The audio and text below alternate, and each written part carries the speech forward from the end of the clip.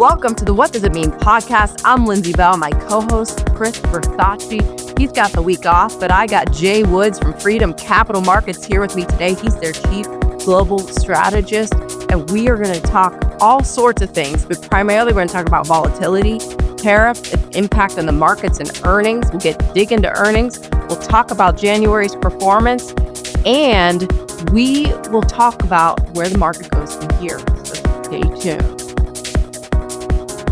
Welcome back, everybody. Like I said, I've got my pal Jay Woods here with me, longtime Wall Street veteran.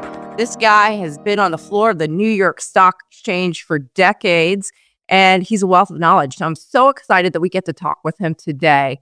Now, Jay, welcome to the show. Lindsey, thanks for having me. Thanks for making me feel super old with that decades on the floor introduction. But I have been down there since 1992. It seems like I just started yesterday, but yeah, it's starting to add up those years. We're not as young as we used to be, right? No, well, but I want to talk good. about. Yeah, We do look good. We look good. We look young. exactly. But I want to talk about the 2025 stock market, because I've been thinking about it. I'm like, okay, I know we're only a month in. We're just getting into February. But when I think about how I would characterize this market this year, I would say it's extremely reactionary.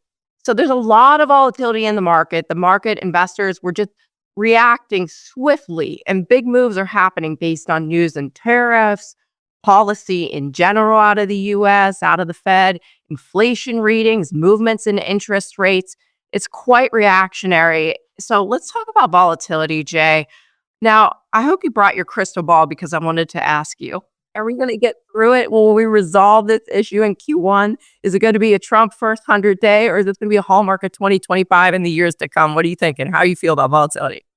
Well, there's so much in there. We'll go deep in the weeds, but 2025, definitely the year of volatility. I still believe we're in a secular bull market, but when you're in those bull markets, when I say secular bull market, a market that will continue to climb higher over the next several years. We've had back-to-back years with 20% gains. This is fantastic. It reminds me a lot of the 90s. So does what's going on in the world. But the Trump 2.0, I think, is what's on everybody's mind. And it's very different than Trump 1.0. And, Trump 1.0, let's just go back, 2017. The market was up every month in 2017, 19% gain, slow and steady. Volatile headlines, which we continue to get from President Trump. That's never going to change. But this time, things are different. 2018 was derailed when we had tax implications, a trade war with China. And now right out of the gate, what are we seeing? Headlines with tariffs on our allies, not because there's trading issues, but because he wants to use that tactically to get some of his border security put under control and fentanyl drug distribution under control. So what he's done, and we don't have to agree with it, I quite frankly don't, but he has been putting tariffs as a way to get people to the table. And right now, as we tape this, we're seeing a lot of volatility as these headlines continue to come out. And I think that will be the norm for a little while. And we'll look at the long-term ramifications later. But right now, short-term, it's got a lot of traders on edge, a lot of investors worried, and I'm sure you're hearing it from people that you deal with on a daily basis that what does this mean? And if we take that step out and look into the crystal ball, President Trump uses the market as a scorecard. And I think when things settle, we will continue to get back on that uptrend. But will we have the gains that we saw the last 2 years in 2025? I'd be surprised to see it, but I do consider this to be a little bit of a pause in a secular bull market right now. Yeah, I think, Jay, when I think about the volatility that we're seeing now, of course, tariffs are definitely a key driver in this moment in time. But I think, Ryan Dietrich always says it best. He's always like, volatility is the tool that we pay to invest in the markets, right? And it's true. And you can use this tool and these overreactionary moments to create opportunity to get back into the market, whether you have cash on the sidelines or you're just looking for a new place to invest. And so what I would say is to the advisors or investors that are listening is that what's typical in any given year is that you can have an average intra-year, so over the course of the 12-month period, decline of 14%. And you could see, we see a 15% correction every 2 years. 20% bear market every 3.5 years. On average, it doesn't mean it's going to happen, right? We just had 2 years of 20% returns. And so I think it's something we need to be mindful of. The phone might be ringing a little more frequently for those that are helping others invest. But even though there's so much volatility, January, you look at the January barometer like I do because I used to work with Sam Stovall, so, a historian of the markets. And the January barometer says that as January goes, so goes the rest of the year. And believe it or not, the market was up almost 3%, 2.7% in the month of January. I know February, we're kind of getting started on shaky grounds here. How do you feel about the January barometer and what that means for the rest of the year? Yeah, I follow it. I like it. Sam Stovall, an amazing man in his own right. 77% of the time when January's up, we're up. So yes, the S&P gained 2.7%. Some people will say, yeah, well, you get a head start. So it's not a bad statistic, but it's not what's going to make or break my thesis for the year. It's just a fun stat. And I'm full of fun stats and fun facts, and I'll use them. But overall, I look at the general market trends and I look at rotation. And as a famous technician, Ralph Acampora, always says, rotation is the lifeblood of a bull market. And when we see sectors decline, we're not seeing money rush to the exits right now. We're seeing it rotate into other sectors. For January, the S&P equal weighted index was up more than the S&P market cap weighted index, which takes into account Apple, which was down, Nvidia, which was down, and Microsoft, which also is down. The three biggest stocks, about 15% of the weighting, are down the S&P 500, yet the index itself was okay. So we're seeing a broadening out, and that breadth continues to be what keeps me bullish. But when you look at those mega cap names, you scratch your head. There's a little weakness there. To me, it's more of a pause and some headlines out of China that is causing this weakness. And I don't think the overall trend in an Nvidia, in an Amazon, in a Google are changing anytime soon. But right now, we're rotating into other sectors. And that is positive because the overall trends continue to be there. You also mentioned those corrections. That is such a strong point because I know people ask, oh my God, it's a 10% correction. When you live through those, it is a gut punch. No one likes it. And then you start to question your overall thesis. Well, has something changed? And to me, if we were to get a 10% correction, I actually called for one at the end of December in the first quarter of this year, that would be troubling to go through. But when you put it into statistical probabilities and the normality and the volatility you see in markets, it would be normal. We haven't had one since, oh my God, I can't even remember. I should have the stat at the top of my fingertips, but it's been since October of 2023. So we're going on close to 17, 18 months. So a pullback seems like, oh, it's the end of the world. To me, if nothing fundamentally and structurally has changed in these companies leading us, I'm not overly concerned, but it will be part of the volatility story of 2025. Yeah, and I think you bring up fundamentals. I came into this year, Jay, and I was thinking, this market has primarily been driven by interest rates, inflation, Fed policy. And I was hoping this would be the year the fundamentals would start to matter. As you know, I'm a fundamental analyst, so it's just near and dear to my heart, right? And we're in the midst of fourth quarter earnings period right now, and it's a pretty good earnings season so far. I came into the period thinking, hey, this is not going to be the catalyst that's going to turn the market around. So I was kind of downbeat about the first quarter, despite hoping that fundamentals would become, front and center for the full year. When I look at the earnings picture, it's like I said, it's been really good. We're getting 20% of earnings in the week that we're taping this, by the way, from the S&P 500. So it's going to be a big week. It's been a mixed bag so far. We've had some big tech disappointments. We've had some big tech names blow it out of the water, right? And so I think when we look forward to the rest of this week and the remainder of the earnings period and the rest of the year, do you see fundamentals mattering when valuations are 22.5% now? How do fundamentals play into 2025?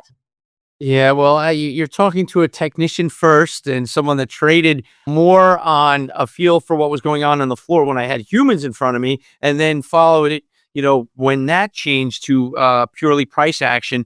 But the fundamentals matter. Of course, they matter. We're seeing earnings growth. That means the economy is doing well. We're seeing earnings growth not just in pockets, but in all 11 sectors. We're seeing continued growth. So you have to be worried about that. And that's why I think inflation is so front and center on everyone's mind. When you hear tariffs are being implemented and it's going to affect our groceries, okay, well, that is going to hurt the average consumer. It's going to affect gas prices. That is the biggest tax on the American consumer. And could that finally change the way the resilient consumer has been spending and thus the bottom line fundamentally? So, yeah, of course, we're watching these things closely, but if you didn't follow price action over the last 3 years, you missed out because you were too concerned about a Fed that was hiking rates and inflation that wasn't under control.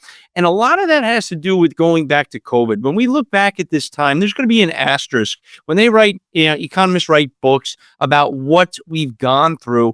This is like the steroid era in baseball. And now we're just kind of getting to that new normal. Someone as old as me remembers mortgage rates that were 6.5%. And I was excited because they were falling. Now we're going the other way. Now we just need to see it stabilize and then get used to this new normal because wage growth has not slowed tremendously. So we're keeping up with the times. Consumer confidence, it ebbs and flows. But overall, the fundamentals continue to be strong.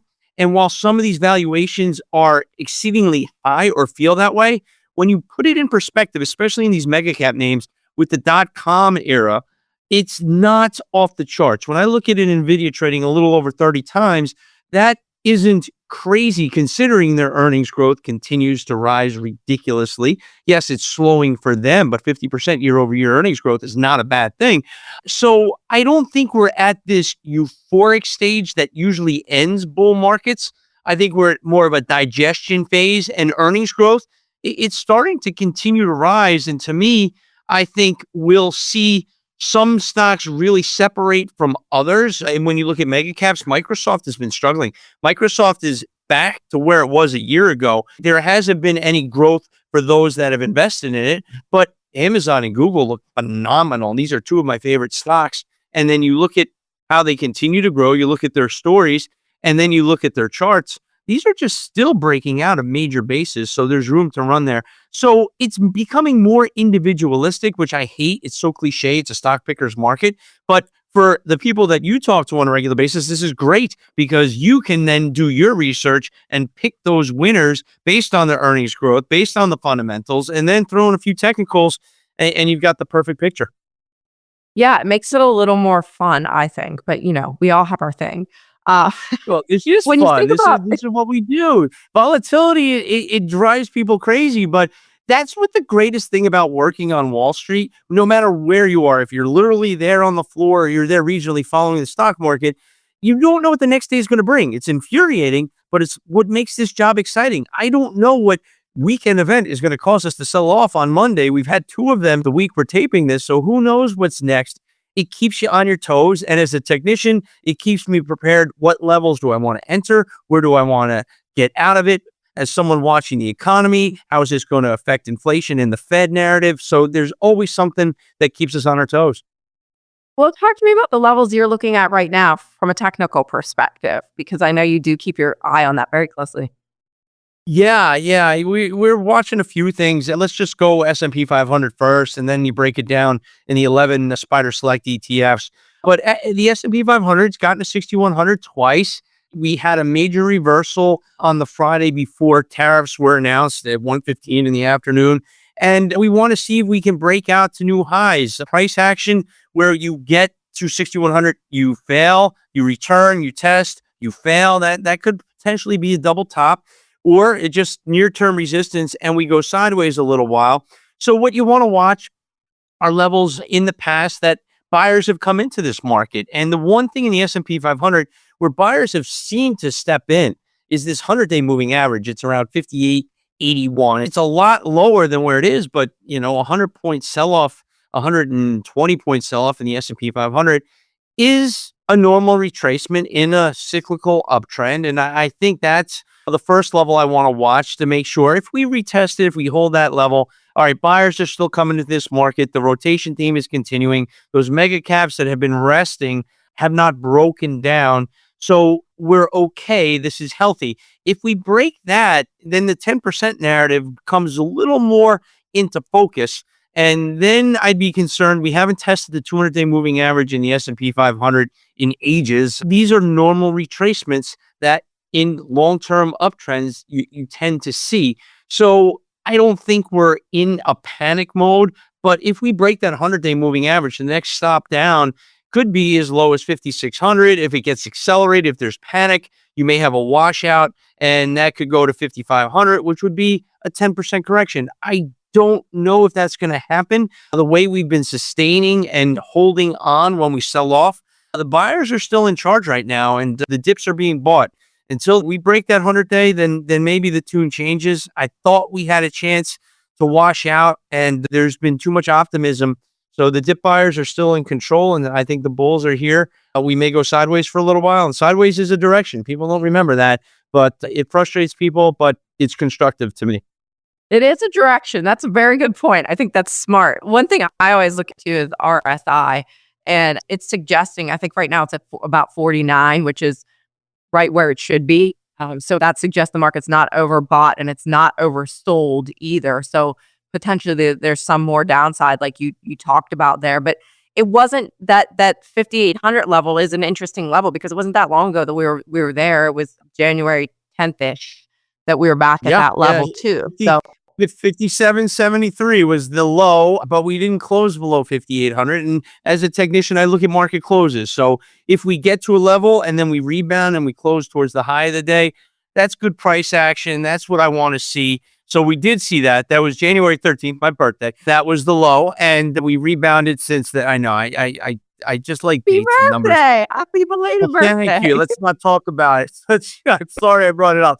But yeah, that was the low. So that's another key level to watch. And you watch closes. If we close at the lows of days, at the lows of the week, that's concerning because momentum is clearly down at the end of the day. So people are nervous. They're getting out at the end of the week. So closing prices as the technician matter a lot to me. And then you mentioned the RSI. It is at 49 as we're taping this. That's right in the middle of a range.